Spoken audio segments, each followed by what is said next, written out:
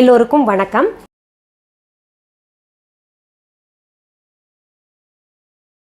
இன்னைக்கு இந்த பதிவில் ரொம்ப சுவையான ஒரு சூப் செஞ்சு காமிக்க போகிறேன். அது என்னென்னா ப்ராக்கலி சூப் செஞ்சு காமிக்க போகிறேன்.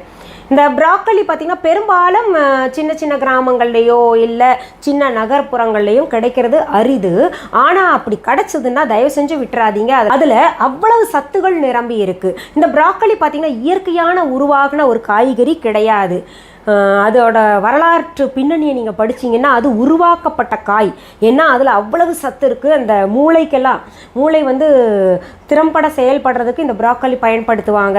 மன வளர்ச்சி குன்றியவர்களுக்கு டவுன் சிண்ட்ரோம்னு சொல்லுவாங்க இல்லையா, மனச்சிதைவு, அவங்களுக்கெல்லாம் பார்த்திங்கன்னா இந்த ப்ராக்கலியை எவ்வளவுக்கு எவ்வளவு சேர்த்துக்கிறாங்களோ அவ்வளவுக்கு அவ்வளவு பார்த்திங்கன்னா அவங்களுக்கு சீக்கிரத்தில் படிப்படியாக குணமாகிக்கிட்டு வர்றதை ஆராய்ச்சி பூர்வமாக அதை நிரூபித்திருக்கிறார்கள். இது எப்படி ஆர்டிஃபிஷியலாக உருவாக்க முடியுமா அப்படின்னு நீங்கள் கேட்டிங்கன்னா, ஒரு நாட்டு மன்னருக்கு வந்து இந்த ப்ராக்கலி பிடிச்சு போய் இப்படி உருவாக்கின ப்ராக்கலி பிடிச்சு போய் அது நிறைய உற்பத்தி செய்யணும்னு சொல்லிட்டு எதுலேருந்து தெரியுமா, இந்த முட்டைகோஸ் இருக்கு இல்லையா அதிலிருந்தும் அப்புறம் அந்த காலிஃப்ளவர் இருக்கு இல்லையா அதை ரெண்டையும் சேர்த்து அதை உருவாக்கியிருக்காங்க. இந்த இரண்டு காய்கறிகளையும் சேர்க்கும் பொழுது ஒரு அற்புதமான சக்தி கிடைக்கிறது, அற்புதமான பல சத்துகள் கிடைக்கும்னு சொல்லிட்டு இதை பற்றி படித்தவங்களோ, அதாவது காலிஃப்ளவர் பற்றியும் படிச்சுக்கிட்டு முட்டைக்கோஸ் பற்றியும் படிச்சுக்கிட்டு இது ரெண்டையும் கம்பைன் பண்ணால் இது கிடைக்குமே, இது ரெண்டில் இருக்கக்கூடிய சத்துகளும் கிடைக்குமே அப்படின்னு சொல்லிட்டு உருவாக்கி இருக்காங்க. அப்படி உருவாக்கப்பட்டது தான் இந்த ப்ராக்கலி. இப்போ நான் உங்களுக்கு சூப் செய்வேன் இல்லை, அதில் நீங்கள் பாருங்கள் ப்ராக்கலி எப்படி இருக்கும்னு சொல்லிட்டு. அது சூப்பாக செய்து சாப்பிட்லாம், நம்ம காய்கறியாக செய்து சாப்பிட்லாம், நிறைய பிரியாணியில் இல்லை புலாவில் எல்லாம் சேர்த்துக்கிட்டோன்னா ரொம்ப ரொம்ப விசேஷங்க. இல்லையா ஸ்டீம் பண்ணி சாப்பிடுங்க, அவ்வளோ நல்லது உடம்புக்கு. இந்த காய்கறியை பிரச்சனை உள்ளவர்கள் மட்டும்தான் எடுத்துக்கணுமா அப்படின்னு கேட்டிங்கன்னா கிடையவே கிடையாது, எல்லாரும் எடுத்துக்கலாம். குறிப்பாக பெண்கள் நிறைய எடுத்துக்கிட்டாங்கன்னா இந்த கேன்சர் சம்மந்தப்பட்ட நோய்கள் இல்லை வந்து இந்த பெண்களுக்கு இந்த மாதவிடாய் நிற்கின்ற காலகட்டங்களில் ஏற்படக்கூடிய குறைபாடுகள் எல்லாம் பார்த்திங்கன்னா சரியாகும் அப்படின்னு சொல்லியிருக்காங்க. அதனால் எல்லாருமே எடுங்க, அதாவது பெண்கள்னு கிடையாது, ஆண்களுக்கும் கொடுங்க. ஆண்களுக்கும் இது மிகவும் சத்தான காய்கறி. சரி, இப்போது இந்த ப்ராக்கலி சூப் செய்வதற்கு தேவையான பொருள்களும் அதன் செய்முறையும் என்னென்னு பார்த்துடலாமா? சரி, நம்ம இப்போது ப்ராக்கலி க்ரீமி சூப்புக்கு தேவையான பொருள்கள் என்னென்னு பார்த்துடலாம்.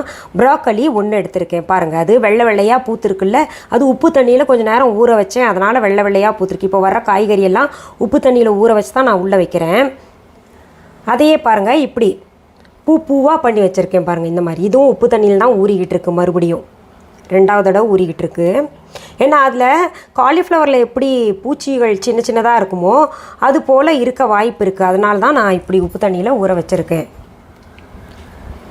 அதற்கு கொஞ்சம் தண்ணியாக பால் வந்து 1/2 ஜார் எடுத்திருக்கேன். அதாவது கிட்டத்தட்ட நமக்கு ஒரு 200 ml தேவைப்படும். கொஞ்சம் தண்ணியாகவே இருக்கட்டும் அது. அடுத்தது ஒரு பெரிய வெங்காயம் பொடியாக நறுக்கி வச்சுருக்கேன். பூண்டு 6 பல் பொடியாக நறுக்கி வச்சுருக்கேன். உப்பு தேவையான அளவு, இது இந்து உப்பு, ஹிமாலயன் ராக் சால்ட். இது வந்து வெண்ணெய் க்யூப்ஸ். இதில் பார்த்தீங்கன்னா ஸ்பைசஸ் எல்லாம் மிக்ஸ் ஆகிருக்கு. ஸ்பைசி வெண்ணெய் க்யூப்ஸ் எல்லாம் தனியாக கிடைக்கிது. அதாவது பூண்டு இருக்கும் அதுலேயே, இந்த ஆரிகன் எல்லாம் மிக்ஸ்டு தனியாக கிடைக்கும். அது எனக்கு பிளெயின் வெண்ணெய் கிடைக்காதனால நான் இப்போ வந்து இதை பயன்படுத்துகிறேன். நீங்கள் சாதா வெண்ணெய் பயன்படுத்தினா போதும். அடுத்தது 3 டீஸ்பூன் மைதா மாவு. அடுத்தது மிளகுத்தூள் 1 டீஸ்பூன், கரம் மசாலா 1/2 டீஸ்பூன், சீரகத்தூள் 1/2 டீஸ்பூன். இப்போ இதில் பார்த்தீங்கன்னா நமக்கு அந்த கொஞ்சம் கெட்டி பாலும் தேவைப்படும், அது கொஞ்சம் எடுத்து வச்சுக்கோங்க நீங்கள். இப்போ இந்த க்ரீமி சூப் செய்கிறதுக்கு தேவையான பொருள்கள் பார்த்துட்டோம் இல்லையா. அடுத்தது பாருங்கள், அடுப்பில் நான் வந்து ஒரு பேன் வச்சுருக்கேன். இது சூடாக விட்டுருக்கேன். சூடானோடனே வெண்ணெய் போடலாம். இப்போ பாருங்கள் பேன் சூடாயிருச்சு. அதில் நான் ஒரு 2-3 க்யூப் மட்டும் வெண்ணெய் போடுறேன். எல்லாம் சின்ன சின்ன க்யூப் தான் போட்டிருக்கேன். நீங்கள் என்ன இவ்வளோ போடணுமா அப்படின்னு நினைக்காதீங்க, ரொம்ப சின்ன க்யூப்ஸாக கட் பண்ணியிருக்கேன். அது க்ளோஸ்அப்பில் காமிக்கும்போது உங்களுக்கு பெருசாக தெரியும். இப்போ பாருங்கள் வெண்ணெய் நல்லா உருகிருச்சு இல்லையா. இதில் நம்ம பெரிய வெங்காயம் பொடியாக நறுக்கி வச்சுருக்கோம்ல அதை சேர்க்கணும். அடுத்தது பூண்டு பற்களையும் சேர்த்துக்கலாம். இதை நல்லா வதக்கணும், பச்சை வாசனை போகிற வரைக்கும். இப்போது நான் போட்ட வெண்ணெயில் பூண்டு இருந்துச்சு, என்னென்னா கார்லிக் சீஸ் அது. அதனால் நான் வந்து 6 பல் போட்டிருக்கேன், நீங்கள் 8 பல் கூட போட்டுக்கலாம். நல்லா பாருங்கள் வெங்காயமும் பூண்டும் வதங்கிடுச்சு. அடுத்தது நம்ம இந்த நறுக்கி வச்சுருக்கோம் இல்லையா ப்ரோக்கலி பூக்கள், அதை இதில் சேர்த்துக்கணும். இந்த ப்ராக்கோலி வந்து கிடைக்காதவங்க, ஏன்னா சின்ன ஊர்களெல்லாம் கிடைக்காது, இந்த காய்கறிக்காரங்கிட்ட சொல்லி வச்சிங்கன்னா வரவழைச்சி கொடுப்பாங்க. இப்போது 4 பேர் கேட்க ஆரம்பித்தோன்னா அவங்க வரவழைச்சி கொடுத்துருவாங்க. பொதுவாகவே இது உடம்புக்கு அவ்வளோ நல்லதுங்க. ஞாபக சக்தி, மூளை பகுதியெல்லாம் சிறப்பாக செயல்படும் இது சாப்பிட்டோன்னா. அதனால் அடிக்கடி இந்த ப்ராக்கோலியை சேர்த்துக்கோங்க. நம்ம சூப் வடிவத்துலேயோ இல்லை வந்து காய்கறி வேக வச்சு சாப்பிட்றதுலையோ. இதில் நிறைய விதவிதமாக டிஷ்ஷு செஞ்சு சாப்பிட்லாம். அது உங்களுக்கு ஒவ்வொன்றா சொல்லி கொடுக்குறேன். டவுன் சிண்ட்ரோம், அதாவது மனச்சிதைவு ஏற்பட்டவங்களுக்கெல்லாம் இது கொடுத்தா நல்ல ரிசல்ட் இருக்குதுன்னு சொல்லிட்டு ஆராய்ச்சியாளர்களே சொல்லியிருக்காங்க. இது முட்டைக்கோஸ் அப்புறம் காலிஃப்ளவர் 3ம் கொடுக்கணும். இப்போ பாருங்கள், இதை லேசாக வதக்கிட்டு நம்ம தேவையான அளவு தண்ணி ஊற்றிக்கணும். இந்த ப்ராக்கோலி வந்து சும்மா 2 நிமிஷம் வேகணும். அதுக்காக இதில் தேவையான உப்பும் சேர்த்துக்கலாம்.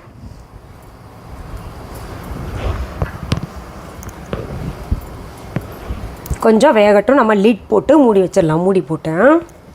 இப்போது ஒரு 3 நிமிஷத்துலேருந்து 5 நிமிஷம் வரைக்கும் நீங்கள் வேக வச்சுக்கோங்க. நான் பாருங்கள், வேக வச்சதில் நல்லா வெந்துருச்சுது.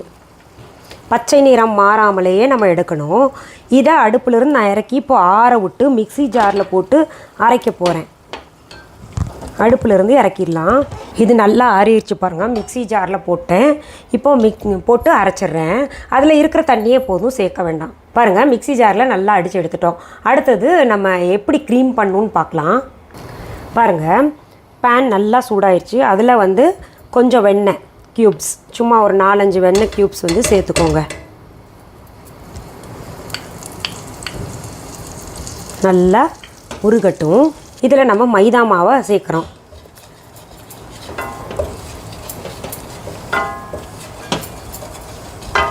இது கொஞ்சம் அடி பிடிக்காமல், நல்லா கட்டி பிடிக்காமல் பார்த்துக்கோங்க. என்னோடது ஸ்பைசி பட்டர், அதனால் கலர் அப்படி இருக்குது. அடி பிடிச்சிருச்சான்னு உடனே கேட்காதீங்க.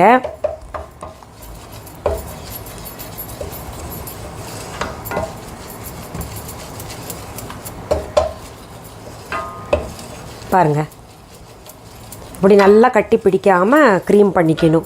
அதுக்கடுத்தது நம்ம சூப்புக்கு அரைச்சி வச்சுருக்கோம் இல்லையா, ப்ராக்கோலி மிக்ஸ்சர், அது வந்து சேர்த்துக்கணும்.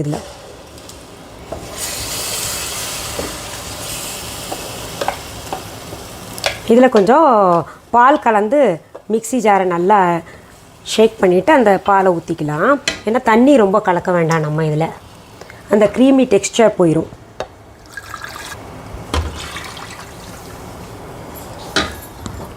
கட்டி பிடிக்காமல் நம்ம கலந்துக்கிட்டே இருக்கணும்.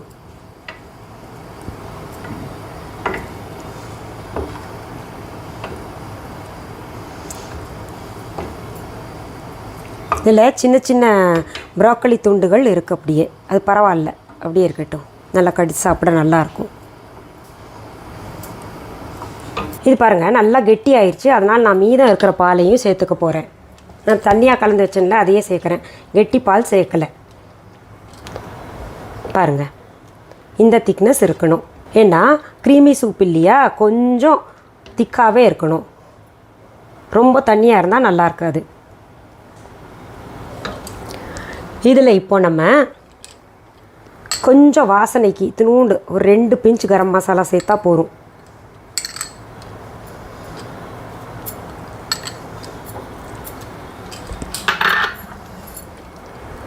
சீரகத்தூள் 1/2 டீஸ்பூன் முழுசாக போட்டுக்கோங்க. மிளகுத்தூள் தேவையான அளவு சேர்த்துக்கோங்க.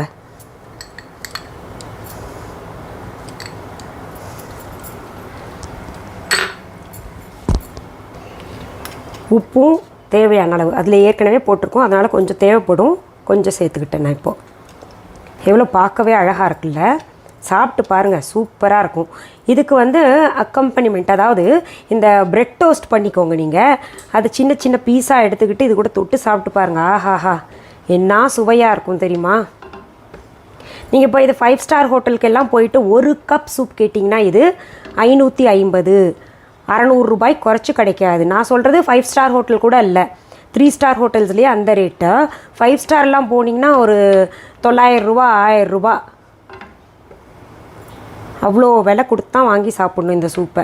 இப்போ நல்லா கொதிச்சிருச்சு. நான் அடுப்பை அணைச்சு இதை சூப் பவுலில் போட போகிறேன். இப்போ ப்ராக்கலி சூப் செய்கிறது எப்படின்னு நம்ம பார்த்தோம் இல்லையா?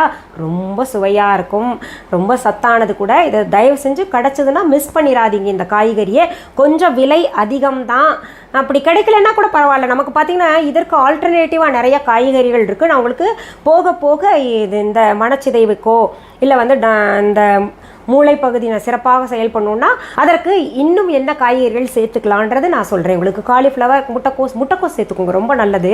சரி, இன்னைக்கு இந்த பதிவில் நம்ம ப்ராக்கலி சூப் பார்த்தோம் இல்லையா? மீண்டும் அடுத்த பதிவில் வேற ஒரு நல்ல தலைப்போடு உங்களை எல்லாம் சீக்கிரத்தில் சந்திக்கிறேன். அது வரைக்கும் நன்றி, வணக்கம்.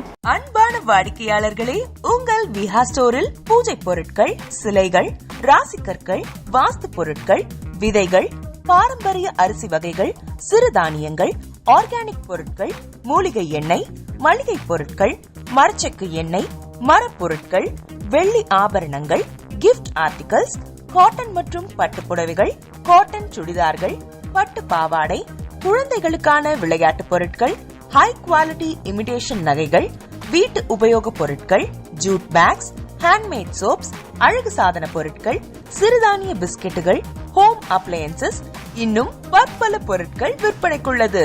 விஹா ப்ராடக்ட்களை நீங்கள் வாங்க விரும்பினால் அது எங்களுடைய viha.online வெப்சைட் மற்றும் சென்னை ராஜா அண்ணாமலைபுரத்தில் உள்ள எங்கள் விஹா ஸ்டோரில் மட்டுமே கிடைக்கும் என்பதை தெரிவித்துக் கொள்கிறோம். வேறு எந்த ஆன்லைன் வெப்சைட்களிலும் விஹா ப்ராடக்ட்கள் விற்பனைக்கு கிடையாது என்பதை நீங்கள் கவனத்தில் கொள்ள வேண்டும்.